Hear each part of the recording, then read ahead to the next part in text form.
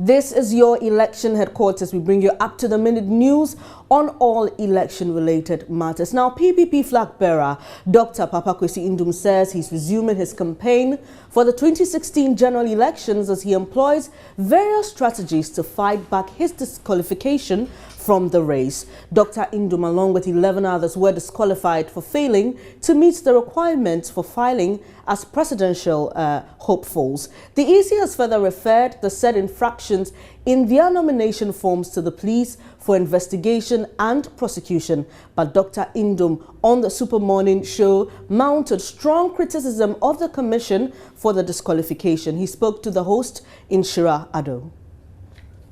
And all that we're trying to do is just, make our case and let people know that indeed there's been selective administration of the laws. In the event that you go to court and the EC's decision is upheld, what next? What would you do in that hypothetical situation? Well, I'm someone who believes in the law. So should we go to court, and a court of law, says that we've heard you, but that the EC should go ahead and implement the decision that they have made. As I said, we'll go to whatever extent that it needs to go. Mm-hmm. So let's suppose we went to the highest court of the land, mm-hmm. and they said, no, the EC's decision stands. We'll abide by it. Okay. But I'm telling you, we will continue to fight. We will continue to fight to make sure that the Electoral Commission is guided by its own laws, and it applies them consistently everywhere. I'm not stopping. I'm not stopping. And I want to tell our parliamentary candidates, starting this evening, I am campaigning. I'm going to be with them every step of the way. Whether I'm on the ballot or not, we have something wonderful to sell to the people of the Republic of Ghana, and we'll continue to do so. We need PPP people in Parliament, especially, even, yes, I'm president, that is a bonus. But in Parliament, because you see, this 1992 Constitution we have, it is a travesty, okay? It is an imposition on the Ghanaian public. It is something we must change. We must reduce the powers of the president. Mm-hmm. We must let the DCEs be elected by the people. So democracy, real democracy, goes to the grassroots. The Attorney General's office, there should be a separation. The Minister of Justice should be the president's lawyer. The Attorney General and the Independent Prosecutor's Office should be the people's lawyer, so we can fight corruption more effectively. That can be better done, initiated from Parliament. We want PPP MPs there to help push this agenda forward, so a much more stronger nation can arise.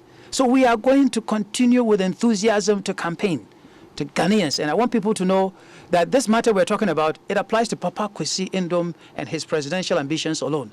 It does not apply to all of those parliamentary candidates that PPP has all over, which is why tonight we're going to Ayawasu, West Wogon. Tomorrow we're in the Volta region. We're going to Akachi. We're going to Keta. We're going to Aulon. We'll continue to campaign with enthusiasm and let people understand that something better, something bigger, bright ideas, and a more prosperous Ghana is coming through the Progressive People's Party. And let me just tell you, I want people to not forget that, number one, the EC has set rules on audited accounts, on expenditure returns, and that some parties chose to respond and comply, including the PPP. Others didn't, and they have not been disqualified. Mm-hmm. That there was a requirement to declare assets.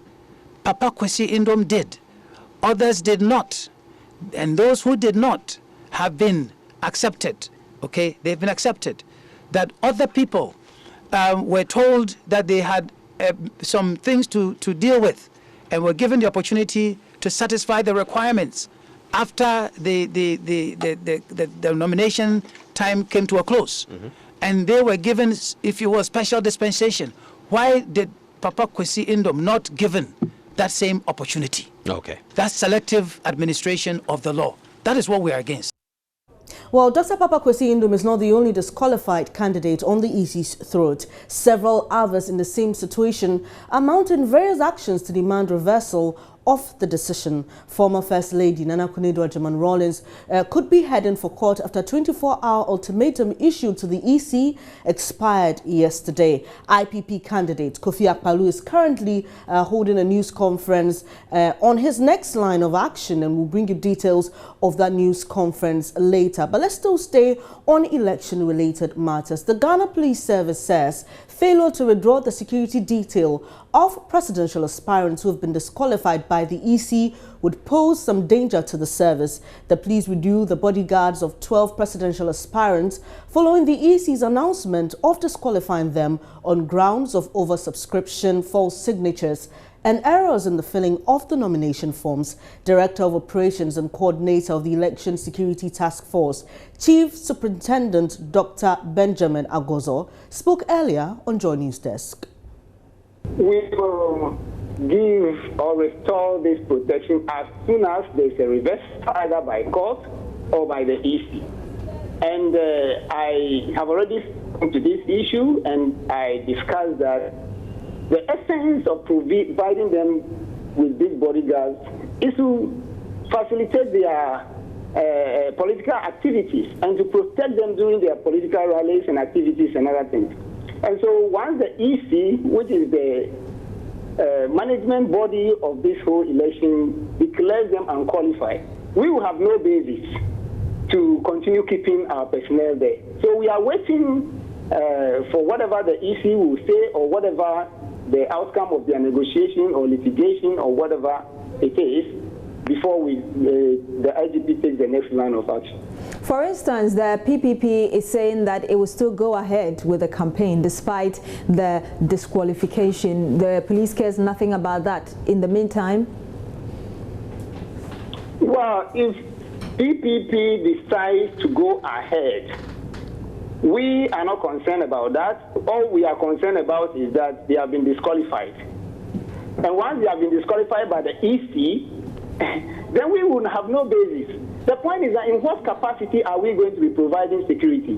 But of course, like any other Ghanaian and like any other public event, if the PPP decides to go ahead with holding rallies and other things, they can still go by the Public Order Act. And the Public Order Act has provision for every kind of event. And so there's no problem at all if they want to go ahead. For instance, if they decide to go to Tamale right now, they can still see the regional commander because they are holding an event, and the regional commander will provide them with the needed police security. But we will not provide him or the vice presidential candidate with a bodyguard. Our issue is with bodyguard. Our issue is not about security. As for security, everybody enjoys security. And once you hold an event, the police are obliged to assist you. So there's no problem with their campaign, and we have no problem if they continue to hold campaigns. We have even other civil society organizations and other people who hold events, and we are still obliged to support and provide security. So there's nothing wrong with that if they have to continue. Our problem is if it comes to provision of bodyguards to presidential candidates, and that's what we are talking about. Now, a former NPP activist who is vying for the Subin parliamentary seat as an independent candidate in the December 7 election says he will make history by emerging winner. Kwabena Owusu, also known as Alos, says the widely held notion of guaranteed victory for anybody who contests on the ticket of the NPP will become a myth. First, no, na nipa adwene no, aye party. Previously, people were making decisions on party basis. It's different now. We are wiser now. We need people who will help us, not just someone who, despite all his wrongdoings, will be voted for just because he's in one party or the other. Party ni bad and baba or bad party nintino na in Sambia mfata adebia nye a person di okra no de yo na any party ninti say Subi enya change a positive change. Subi needs positive change. one that will make the MP's work visible. I don't agree with people saying this is NPP seat because I have made some changes. If they say this is the Subin seat, they should vote for Nanado as presidential candidate and vote for me as parliamentary candidate, so I can help them. Presidential no to parliamentary no famame na mimi mmeboa wo because uko Subin anya party back wo de wo. There are several parties in Subin, so whether you are in one party or the other, yours is just to vote for me as the parliamentary candidate. I am here to serve the people of Subin, not a party. I have hope that these people will vote for me so I can come in and help change the situation. I made this decision because the previous MPs were not helping and because the people asked me to help change the situation. Omuna omusu eno omobano enkoye emma Subin mano. Entina ma Subin mano besu frɛ me no me ye madwen sɛ mekɔ. You're watching Join Yesterday with me, Benes Abubedu. We'll bring you more stories right after this. Please stay with us.